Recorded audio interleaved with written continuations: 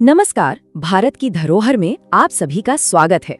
आज हम वक्त के पन्नों को पलटकर एक ऐसी दुनिया में जा रहे हैं जहां रंग सिर्फ रंग नहीं, कहानियां हैं और कपड़े का हर एक धागा भक्ति और आस्था से बुना हुआ है।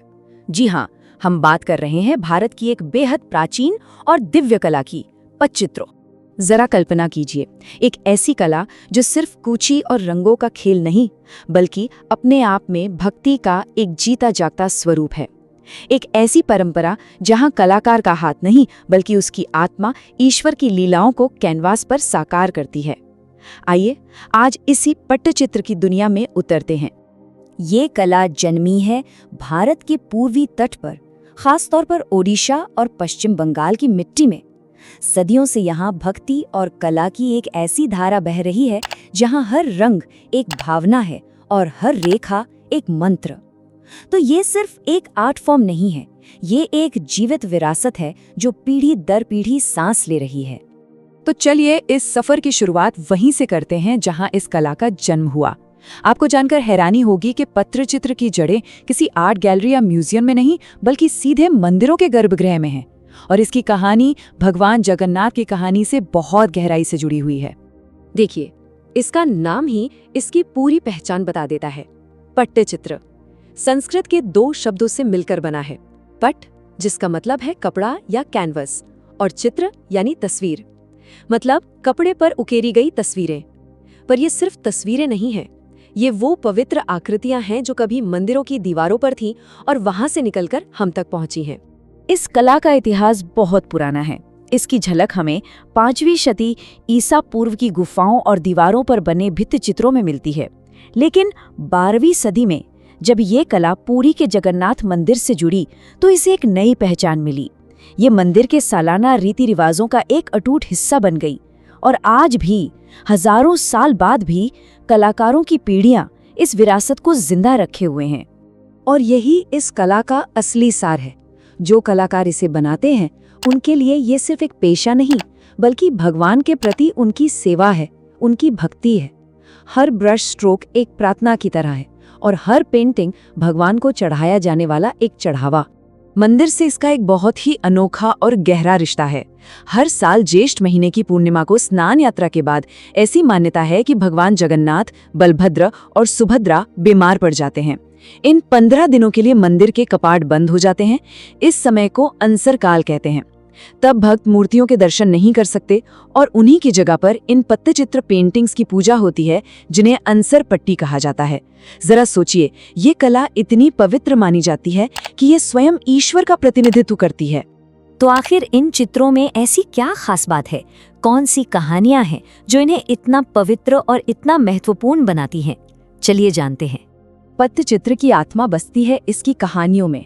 इसमें सबसे ज्यादा आपको भगवान जगन्नाथ, बलभद्र और सुभद्रा के चित्र मिलेंगे। साथ ही कृष्ण लीला के मनमोहक दृश्य, भगवान विष्णु के दशावतार और रामायण महाभारत के अमर प्रसंग। इनके अलावा थिया बधिया यानी जगन्नाथ मंदिर का पूरा चित्रण और पंचमुखी गणेश जी जैसे विषय भी बहुत लोकप्रिय हैं। ये पेंटिंग सिर्फ सजावट के लिए नहीं है, ये असल में चलती फिरती धार्मिक कथाएं हैं, एक तरह के विजुअल ग्रंथ जो लोगों को धर्म और परंपरा की शिक्षा देते थे। हर चित्र अपने आप में एक पूरा अध्याय समेटे हुए है।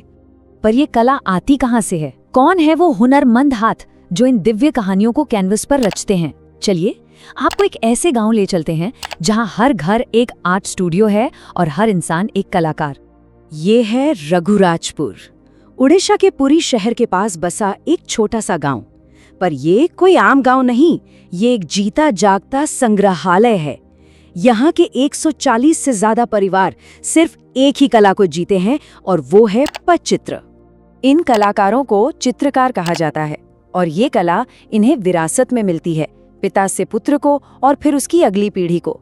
पूरा का पूरा परिवार इस कला यज्ञ में अपनी आहुति देता है। घर की महिलाएं कैनवस तैयार करती हैं, प्राकृतिक रंग बनाती हैं और फिर घर के पुरुष कलाकार अपनी सधी हुई कूची से अंतिम और सबसे बारीक रेखाएं खींचकर उसमें जान डाल देते हैं।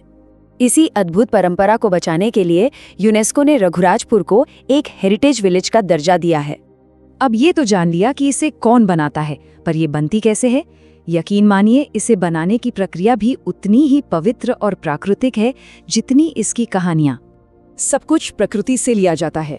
सबसे पहले सूती कपड़े पर इमली के बीज और चाक पाउडर का लेप लगाकर उसे सुखाया जाता है। फिर उसे पत्थर से घिस घिस कर चिकना बनाया जाता है। अब बारी आती है रंगों की, और सारे रंग कुदरती होते हैं। पंचवर्ण यानी 5 मुख्य रंग, शंख की सीपी से सफेद, दिए की कालिक से काला और अलग अलग तरह के खनिज पत्थरों से बाकी रंग तैयार होते हैं। कलाकार पहले एक कच्चा खाका खींचते हैं, फिर उनमें ये रंग भरते हैं और सबसे आखिर में पेंटिंग को कोयले की धीमी आंच पर सेंक कर उस पर एक खास प्राकृतिक लाख की परत चढ़ाई जाती है, जो इसे चमक और सालों साल की मजबूती देती है। पर रुकिए, कहानी अभी खत्म नहीं हुई है। कपड़े के अलावा पट्टचित्र का एक और बहुत ही पुराना और अनोखा रूप है, जिसे कहते हैं ताड़ पट्टचित्र, यानी ताड़ के पत्तों पर उकेरी गई कला। इसमें ताड़ के सूखे पत्तों को एक दूसरे से सिलकर उन पर लोहे की नुकीली कलम से कहानियों को कुरेदा जाता है। फिर उन रेखाओं में काजल या हल्दी भर दी जाती है। और इस कला की सबसे जादुई बात यह है कि कई बार कलाकार पत्तों को इस तरह से मोड़ते और सिलते हैं कि एक परत को खोलने पर उसके नीचे एक और छिपा हुआ चित्र सामने आ जाता है ना कमाल? तो सवाल ये है कि हजारों साल पुरानी ये कला आज के इस मॉडर्न जमाने में अपनी जगह कैसे बना रही है। चलिए देखते हैं। इस कला की 2 प्रमुख शैलियां हैं। एक है ओडिशा पट्टचित्र, जो मंदिरों की परंपरा से जुड़ी है। इसमें बहुत बारीक काम, जटिल बॉर्डर और पौराणिक कथाएं, खासकर भगवान जगन्नाथ पर जोर होता है। दूसरी तरफ है बंगाल पट्टचित्र। ये एक लोक गाथा परंपरा है जहां कलाकार, जिन्हें पटुआ कहते हैं, लंबे लंबे स्क्रोल पर बने चित्रों को दिखाते हुए कहानियां गाकर सुनाते हैं। इनमें सामाजिक मुद्दों और लोक कथाओं को भी जगह मिलती है और इनकी रेखाएं थोड़ी मोटी और सरल होती हैं। आज ये प्राचीन कला पूरी दुनिया में अपनी पहचान बना रही है। जो पर्यटक भारत आते हैं वो इसे एक यादगार सौगात के तौर पर अपने साथ ले जाते हैं। फैशन डिजाइनर्स इसके मोटिव्स का इस्तेमाल कर रहे हैं। होम डेकोर में ये बहुत पसंद की जा रही है और इंटरनेशनल आर्ट मार्केट में भी इसकी मांग लगातार बढ़ रही है। कभी मंदिरों के पवित्र स्क्रोल में सिमटी ये कला आज खूबसूरत साड़ियों, दुपट्टों, वॉल हैंगिंग्स और लाइफस्टाइल प्रोडक्ट्स पर नजर आ रही है।